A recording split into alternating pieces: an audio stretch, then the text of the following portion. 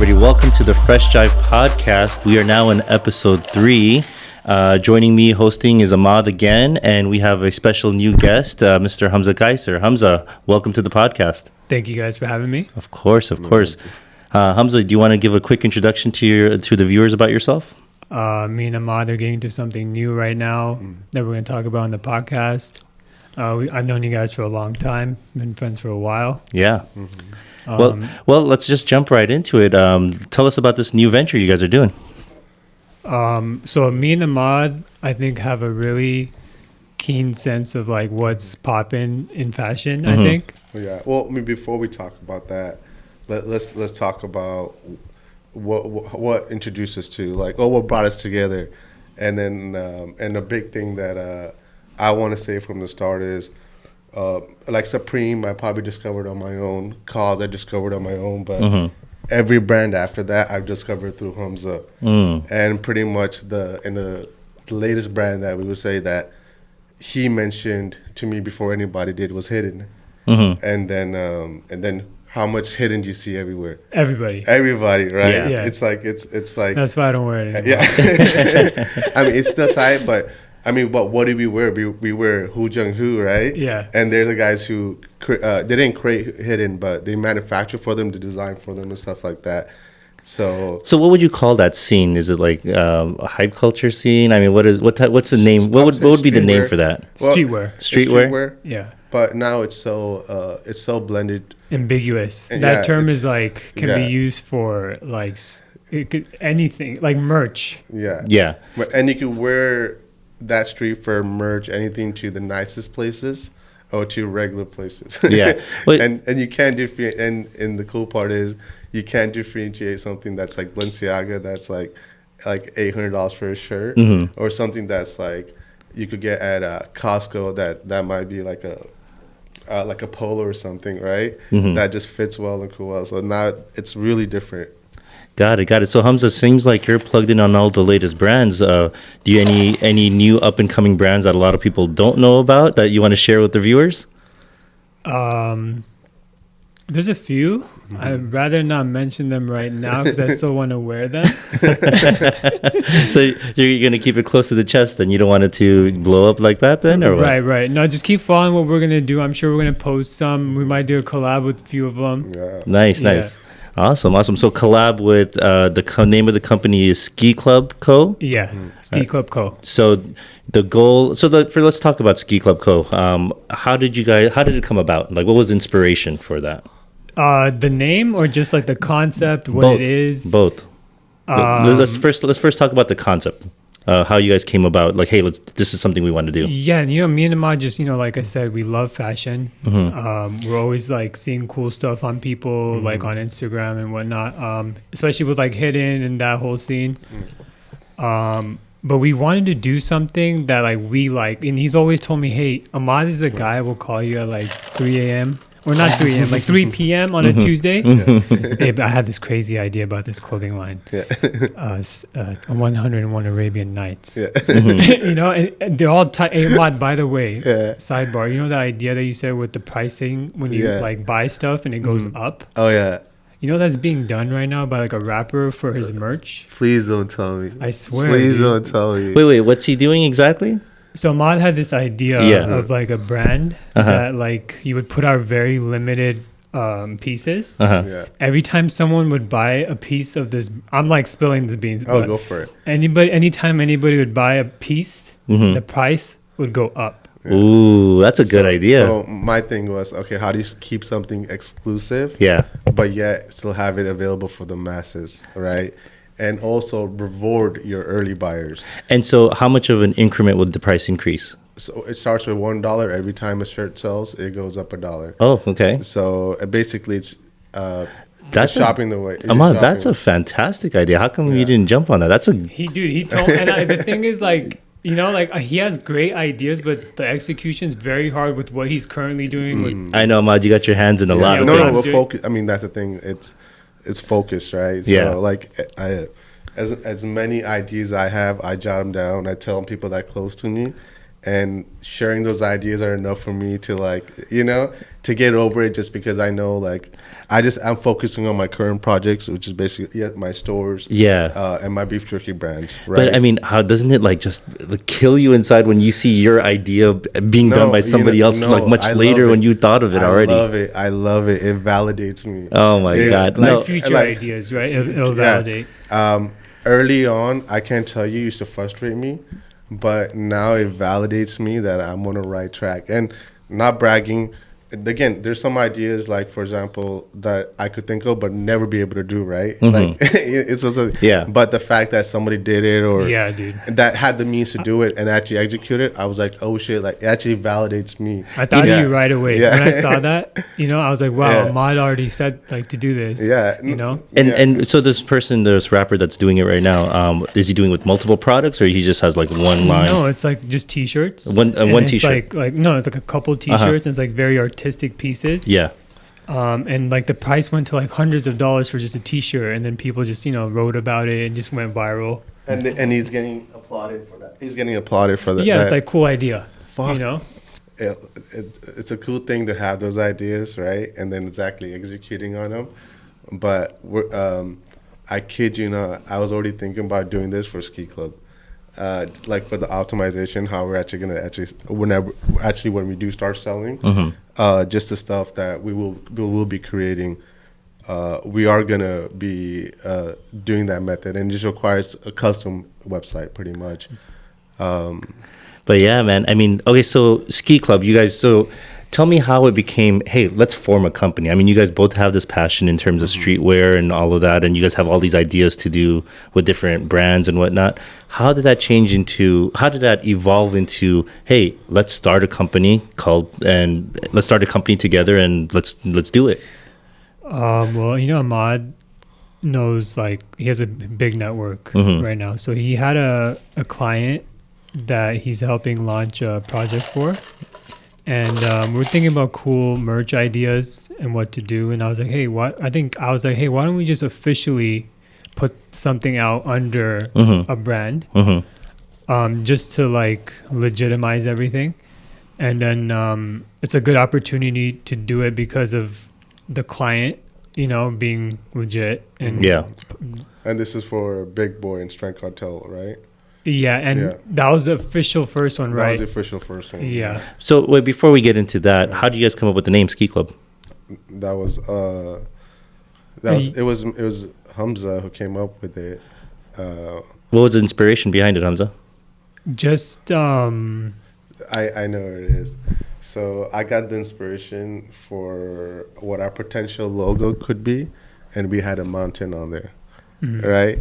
And then from that we derived a couple of things, and then Hamza came up with just that. Like the word club.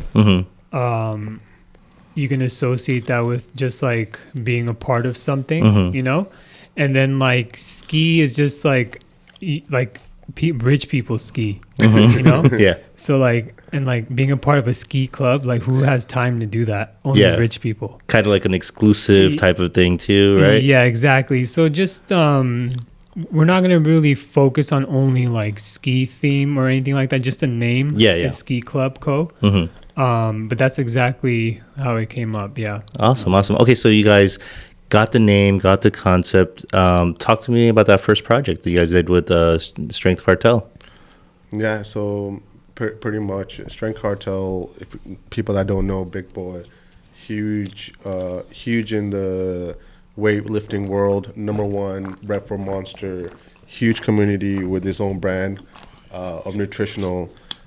He wanted to enter 7-Elevens with the individual servings for pre-workout and protein. So they created a new product line, and we launched it in 7-Eleven, where they invited all their fans to come out, where they would go inside, purchase protein and other snacks, and also merch that we had. And then after they purchase it, they go outside and meet everyone. So me and Hamza decided, hey, why don't we incorporate, you know, something with us in it, and let's see what we could come up with. Got it. Okay, and so then I think that was the first, like, we actually talked about putting something on paper, designing it, selecting, or sourcing the shirts, sourcing who's gonna print the shirts. It was a fun experience. Like, I've done shirts in the past, and shirts is like, I would say one of the most basic merch items you can do. We didn't just go to Alibaba or find a local supplier. Right. It was like an experience, right? We gained a lot of knowledge. Shout out to T Style and Demir. Yeah. No, Hamza, you were saying like shirts are kind of like basic merch, right? And right. That's the beginning level of merchandise, right? Right. And so it was just a fun experience to go find one that we liked, like exactly like a T-shirt that we liked, because there's like thousands of choices you can choose. And then please share the person we actually found. They were the originators of what's that shirt style? Los Angeles Apparel. Yeah. No. 3106 from T Style. They were the originators of the original. Oh yeah, that one exactly. Yeah, like that style of T-shirt. Exactly. Like a lot of streetwear brands now use this style of tee. Okay. You know, but you said shout out to homie, right? Yeah, T Style. Yeah. Got it. And how'd you guys get connected to him? Through Amad. And Amad, how'd you know him? You know, T Style is T Style. T Styled. Yeah. Just through family or friends, I think. Okay. Yeah. They have like a manufacturing business, and then they wholesale like all kinds of apparel.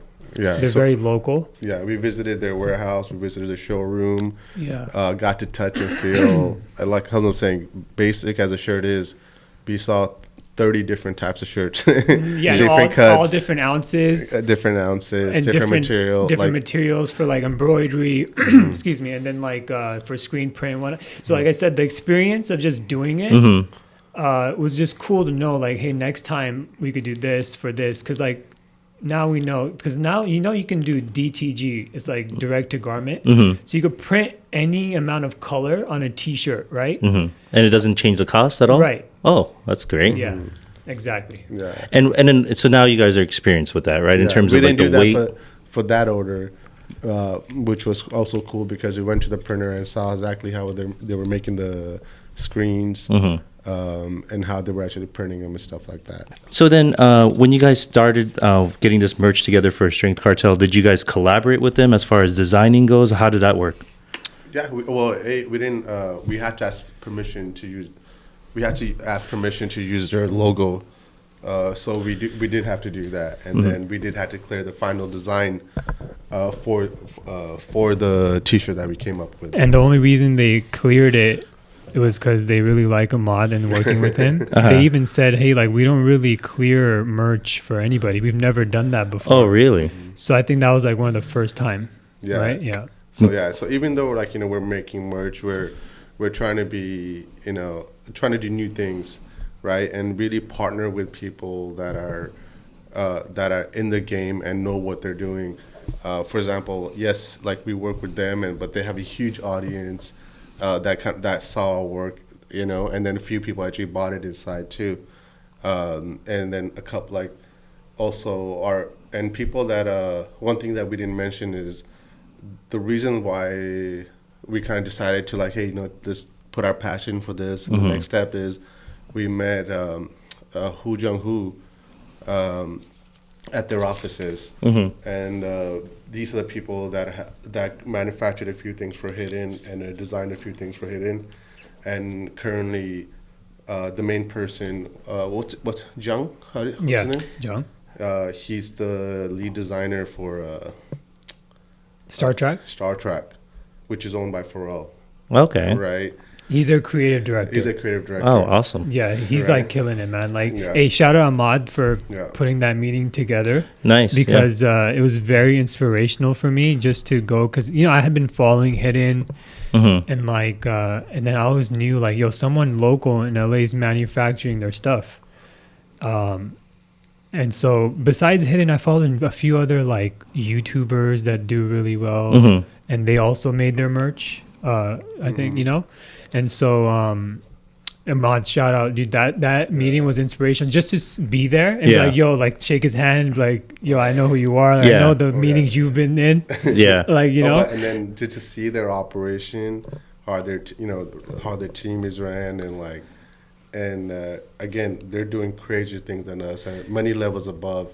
But we're like, we could kind of do this, and not at that level, but No, only because it's so cool. Yeah. Right? To be able to be like, hey, this is a cool idea on a t-shirt. Yeah. We have a team that's like, hopefully like that. Yeah. That's where we want to go with this, right? They have a team. Like if there's a concept, there'll be like 4 or 5 guys designing about one concept, and they can use like their designs, if not, so like, but then also like not only we're limited to do this manufacturer with this type of sweater.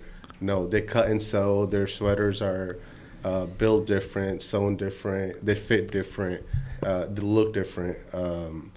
Just to see exactly how, learn from them and how they're doing that, and then us putting our spin on it. What attracts us? What like, what do we see, or what's our thesis for ski? And when Hamza was creating the logo, you see a pattern of recycling. There's a recycling pattern. We're not coming up with anything new. Yeah. Right. We're like you said, we're on Instagram. We're randomly taking trips to Kit, Supreme, Palace. Going to trade shows like Complex, things like that nature. Just observing, and we're just coming out with something that it makes it our own. Yeah. So how was that meeting with, you guys are relatively new in terms of, merchandising and getting this brand up. Hamza, how was that with you when you met somebody who was so established in the business? Like, did you feel like you guys could carry your own in the conversation, or were you guys more just there to learn? How'd that go? I was just in the background. It was just him, like I was just kind of hanging out with the mod. Uh-huh. That's how I introduced myself. Oh, okay. And then for me, it was inspirational, bro. Just to be there. And I was like, damn, and that's what kind of got us to do that, the ski club thing. So when you guys met with him, was that after you guys already established ski club, or that was before? That was before. Oh, okay. Yeah. And we just, I forget we went on a perspective project that we're working together for an event at 7-Eleven, similar to what we did with Strength Cartel. What was the goal for that? Was it to sell, or just kind of just establish, hey, this is our first project? What was kind of like the ultimate goal with that project with Strength Cartel? My goal, for personally speaking, was just be able to produce something that I would love to wear, that other people like to wear, which I see. Yeah, it was just for fun for me too. And he's actually wearing the shirt today that we made. Oh, nice. So for me, it was just fun. Like, he just like, hey, I want to use the colors for 7-Eleven. He has these like SB Dunks that we wanted to kind of use the logo with, like with the colorway with.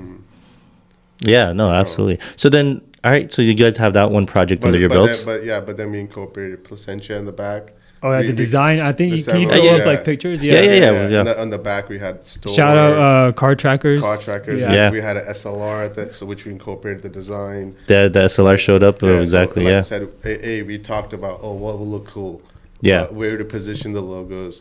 We could put a regular 7-Eleven, no, we need to put a dope car. Yeah. But not just put a dope car. Let's actually get that real car at the event. Yeah. And they happen to have it in stock. They just purchased like shout out Car Trackers, let me ask you this question. Do you guys have any design background before this? Or just kind of just a hobby? No, just a hobby. Take this time actually to take a break and mention Elevate Water. Amad, you connected us with Elevate. I've been drinking it throughout this podcast. It's actually tastes amazing.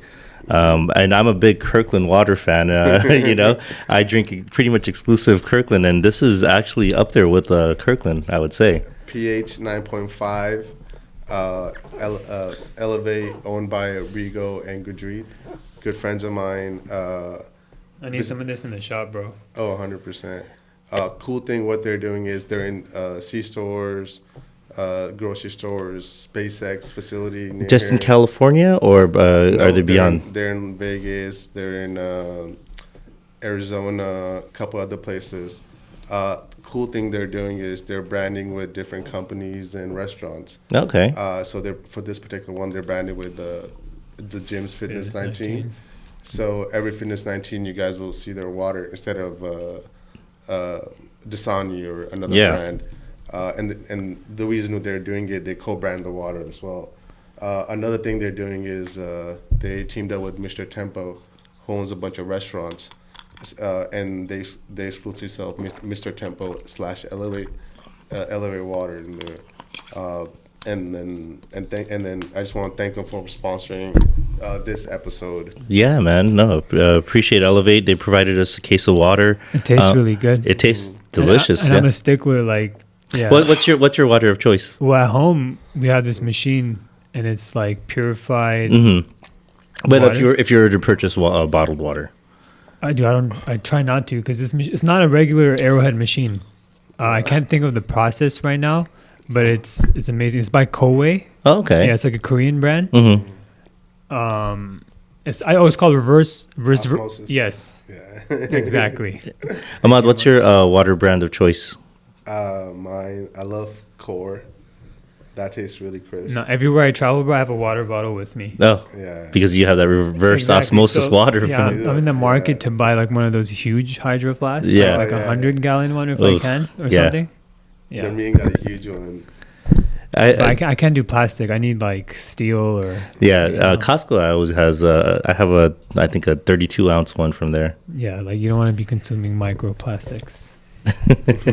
All right. Well, appreciate Elevate Water, which brings us to our next session. We're going to call this a Jive Session, where we talk about different topics that are going on in pop culture, politics, intergalactic space. But there was a topic that I saw an article that was talking about. I think, Ahmad, you brought me up onto this about mushrooms and their origins. That they could possibly be from extraterrestrial or space. Correct. And then they're symbiotic something protein. They share the same symbiotic proteins which were found in space. Got it. Hamza, what do you think about that? There was some correlation with the same proteins or something that were found in mushrooms, which are found in space. I think that's possible. Yeah. I think like and then they traveled on an asteroid. Man, I think we were having this conversation the other day too, as far as things coming from space. There's a theory that octopus are actually from space. Aliens, right? Yeah, I heard about this. Yeah. This is because if you think about it, everything you hear about aliens, first of all, they're always telepathic and they can communicate telepathically, right? Mm-hmm.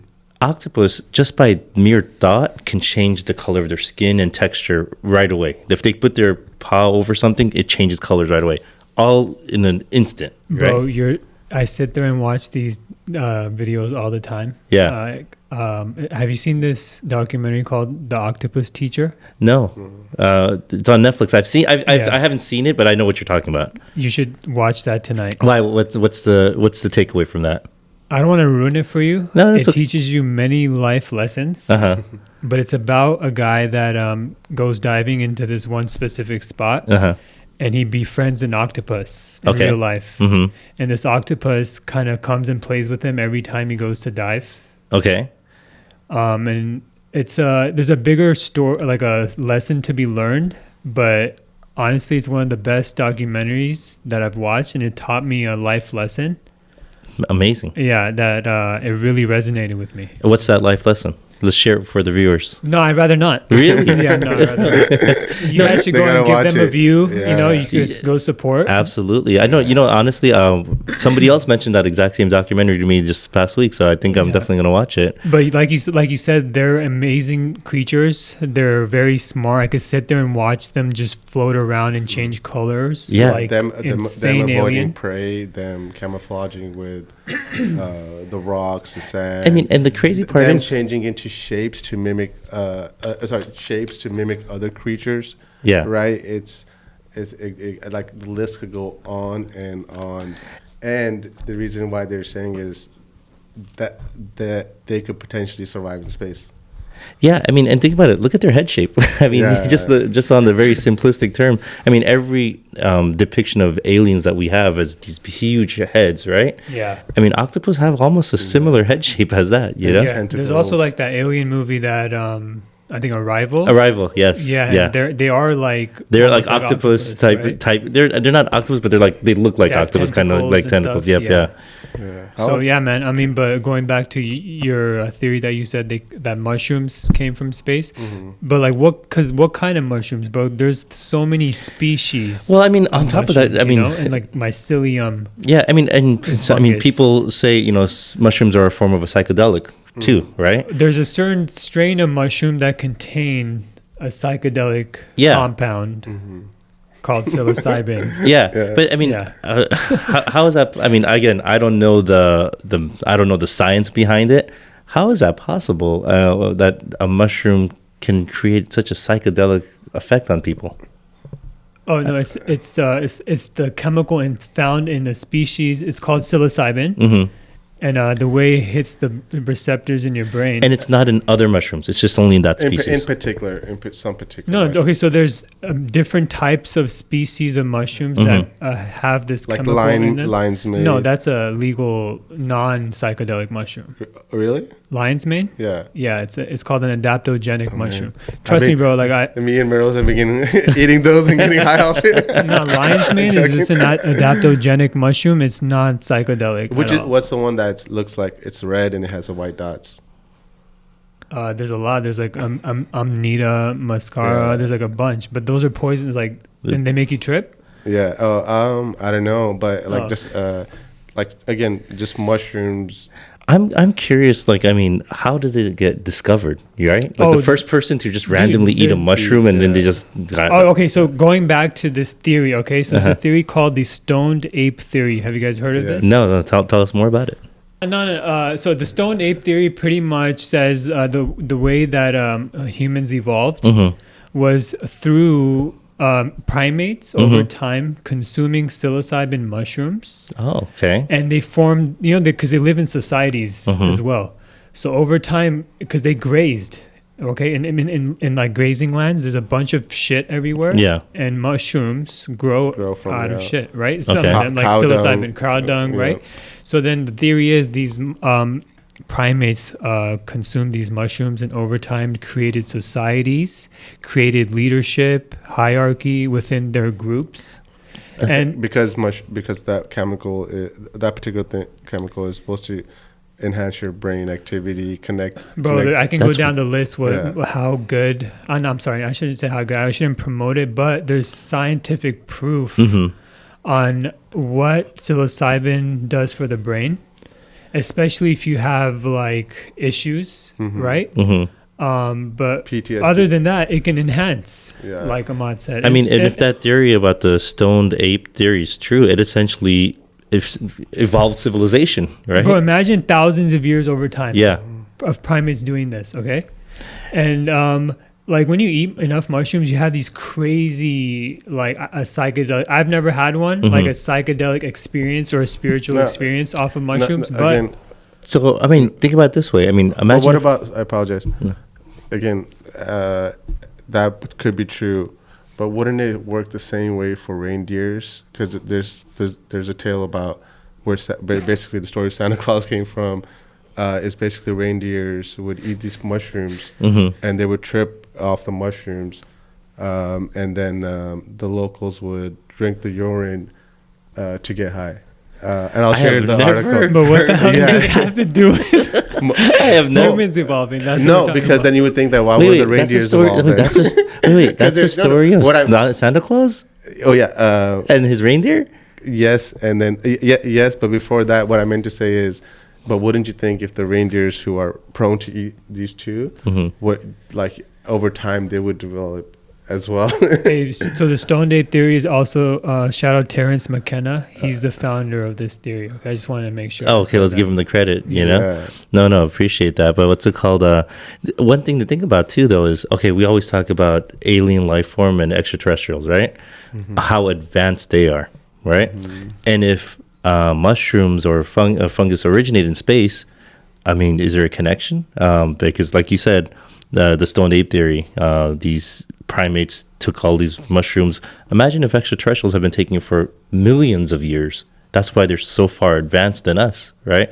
So that could be a possible connection. Call it the Merrill's space evolution theory, just so I can brand the theory out there. Yeah, that blew my mind. Yeah, that's Right. Wow. Think about that. I mean, it's insane. I mean, especially how advanced the alien tech is. You know. Not to jump subjects. What would you guys say is your one go-to fact, or not fact, but one story or something that it makes you believe aliens exist 110%? I mean, Ahmad, you know the story. For me, I had a UFO encounter myself. Well, let's save yours for last. Yeah. I personally never had an encounter. Have you? Bro, just existing and looking up. Yeah. That's enough for me to be like, yeah, why not? Yeah. Man, Of course. And let me tell you, I mean, there's so much. Okay, so let me tell you about the recent thing actually that just happened this past week. There's so much footage. Past week? Oh, okay. There's so much footage, first of all. Is it when they're in the airplane and that thing flies by? No, that was 2 weeks ago. I'm telling you, there's so much footage, right? Yeah. This past week, this footage came out, right? This guy put a camera up at space and did a time lapse, right? Just still on space. And there's a bunch of stars, like white dots everywhere. Coming in, this is a time lapse too, so it's like over a period of time. This 2 white stars come flying in, and like every other star is like stagnant, right? 2 stars, like they look like stars, they're white lights. They come flying in and then floating around a little bit. And I kid you not, another, I want to say 80 white lights come following through, and they all just leave at the same time. And I was watching this, I was like, what the heck, right? And it was confirmed it's an official, authentic report. So I go into the comments of the video. I kid you not, hundreds of comments of people saying, oh, they're satellites. Oh, this is fake, right? Like calling the video fake. And I was like, these are all government accounts, 100%, you know? I was like, how can anybody see this video and be like, oh, fake right away? I honestly think there's this huge operation of misinformation, you know, just to come in and call. If you call every video fake, it's going to, Men in Black. You know, 100%. I mean, and I was looking at, I was like, I mean, if you see this video, there's nothing fake about it. Nobody would think in their right minds it's a satellite. But you have hundreds of people saying that. I'm like, these are easily government accounts. I guess this is my conspiracy theory part of it speaking. No. But like, there's my fact is the story about Bob Lazar and Element 151. Hamza, are you familiar with Bob Lazar? Yeah, he discovered Area 51, right? He worked at Area 51. He worked at it. Yeah. He was on Joe Rogan, right? Yeah, he was on Joe Rogan. Correct. Yeah. Oh, side note, I think I discovered Joe Rogan podcast and because we used to watch it at Pipe King. Yeah. Do you remember how the early days? Yeah, like 2000. Yeah, this is when Joe Rogan was just getting started, Yeah. and he was talking about mushrooms, and he was talking about like space and all that stuff. Damn, so we're late. But the thing about Bob Lazar is he worked, crazy stuff happened, and then he got kicked out of there, and to prove that he wasn't crazy, he revealed a few things that he saw while he was working there. And one particular thing that he stated was that they were researching a new element called 151, and that was in the 1980s, I believe. And that particular, everybody called him crazy, blah, blah, blah. But that same element is on the periodic table, I believe, in the mid 2000s or so, whatever. Yeah, it's one of the newer ones, right? Yeah. So I've never seen an alien, nothing, but there's some stories that do fruition, you know, it flourishes something. So he was hired in the 1980s to reverse engineer extraterrestrial technology. Yeah. For the government. Yep. So basically, the story about him is he was like an astrophysicist, and then they brought him in, and this is how they started off. They carted out an alien body in front of him to see how he would react. It was a fake alien body, right? But they just wanted to see what his reaction would be. right? Yeah. And if he was going to be like, oh my God, or freak out, whatever, he was like, okay, what is this, But also, they monitored him to see if he would tell his friends. Yeah, and they family. wiretapped him, everything. So obviously, this is a huge smoking gun. Something is going on over there. Like how anybody like says no, that's not real. And you know what the crazy part is? Why they let him go? Do you know why? What I forget. So he couldn't tell his wife. He couldn't tell his wife what he was doing. His wife thought that he was having an affair, so she started having an affair, and the government was tapping his phone. So the government knew that this was going to be a problem because his wife is cheating. Yeah. So that's where it all started. Oh, I remember that. And then they thought it was going to be like a volatile situation Yep, or something exactly, like that, you know. Damn, And his wife messed it up. Yeah. oh He my could have been God. like chilling with the aliens. So like he said that he had access to like 8 different UFO craft. And they're like he said he would sit inside of it, and they were made for somebody that was 3 to 4 feet tall, right? That's how crazy it is. Like he said, like he was sitting in it, and he had to sit down, and his whole torso like kind of took up the whole level of where he was sitting. Yeah, bro, they're real, man. They could either be here hiding amongst humans, like you guys. I could mean- be I think they are. aliens. I mean, and think about it. I mean, going back to octopus, like they could change color. I mean, I don't know if you guys saw penguins of Madagascar. Right, the bad guy in there is an octopus. He walks around like a human. Think about that. Yeah, who knows, man? Like, think about how many people in power can hide things. Oh man, it's. I mean, and like I told you, like I'm seeing. I mean, why do you think Elon bought Twitter? Hide things, promote things. Yeah, Well, he like, could be that's alien, but he that's- said he's not. Like, but like, who That's- knows? But didn't he say ultimate he's power. didn't he say he's trying to uncover all of the files and see all the things that they did of censorship and all of that too? So that's one of the things. For humans. Yeah, but you're right. Every time, like, because people ask him, hey, like, because he would know, right, Mm-hmm. with SpaceX and whatnot. He denies it every time. He denies it, and like he has a great excuse, right? What's he say exactly? I don't like certain things. Like he's like, oh yeah, I would know, right? But no, there's nothing out there. And then like he said, but that's the scary thing. If there's nothing out there, that Then means it's only us, us. you know. And I'm like, but you're the alien. Yeah. 100%. No, man, I'm telling you, there's so much misinformation that they're doing with like Yeah, space man. and everything like that. It's crazy. I mean, think about it. When the election last time, the Russian, all the Russian interference with elections, like people putting out fake information and fake comments, and I don't know. Yahoo articles actually turned off the comment section because it got so crazy how many government fake accounts were like commenting. Right. You know, so I mean, of course they're going to try to. Now it's on TikTok and all of that stuff, and TikTok's about to get banned right now too. But it's banned in Florida. Is it Yeah. in Florida? I saw. I don't know if it's fake. I saw it. How does it get banned? Like you can't download it or what? I mean, No, you so can so access a lot of so what's going on right now? A lot of official like government or like state-run organizations are saying you cannot have TikTok on the phone or on your So app. like, right? do they police this or like what happened? So it's crazy. Like I remember randomly I got a video of University of Arizona athletics saying goodbye because they ran a TikTok account saying goodbye to all the people that supported them, and I was like, this is so Dude, ridiculous. do you Like know who how cares? much like marketing It was honestly nonsense. Like even if what do you think China cares what Arizona University of Arizona athletics is doing? Like because they post a volleyball video or something, you know? I mean, but they're getting their information. The whole thing is that they're uploading their information. But do you know every app and every website is already doing that? No. Everybody's getting every piece of data like on if you a as it hacker is. really wanted to, don't you think he could just like hack? Literally all of our phones are getting data on us constantly. Yeah. No, but- It's not just TikTok. But here's the difference. I mean, again, Meta is the number one hypothetical. person. Bro, you know But here's the the other- thing, but sorry. Meta and the corporations here, they have. I mean, the government still there's laws and stuff in place. Regardless, I mean, data is being shared nonstop everywhere. I mean, I'm sure China can get data on everybody if they wanted to on other platforms. Oh, there was that app where you would take a picture of your face and it shows you how when you got old, right? Yeah. That was run by a Chinese company, Yeah. and they said the Chinese government actually was running that app, So they're like stealing your and face. they're still Yeah. stealing your face biometric data. Shit, I think they got me. Yeah. No. So that whole thing, they have data on everybody Yeah. as it is. Yeah, I don't care, man. The Like- superhero one too. Which one was that? The AI one, right? This gives us an opportunity to shout out Supreme Jerky. We got Supreme Beef Jerky over here as well. Another Amad Companies, one of our sponsors as well. Thank you, Amad. I think that wraps it up for episode 3. I think it was a good conversation. Hamza, we really appreciate you coming on. No, thank you guys for doing this. Hey, Miros, I hope you keep this up.